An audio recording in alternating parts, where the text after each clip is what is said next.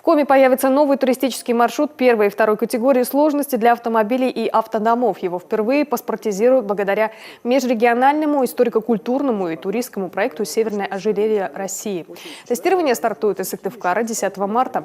Ожидается, что его участники, среди которых будет и наша съемочная группа, проедут и увидят достопримечательности Карткировского, Усть-Куломского, Троицко-Печорского, Усть-Вымского районов.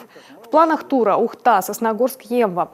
Таким образом, весь путь будет как бы закольцован по карте республики. Уже маршрут обкатан, он уже не первый год, мы его, эксплуатируем в личных целях. Здесь идет речь о создании готового туристского продукта. То есть это то, что будет продаваться в турагентстве.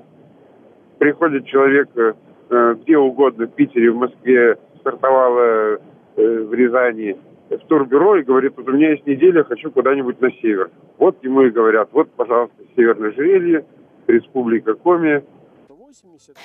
Интересная деталь. Путь в 1410 километров отечественные внедорожники будут преодолевать 6 дней. 4 полноприводных «Соболя» и «Газель».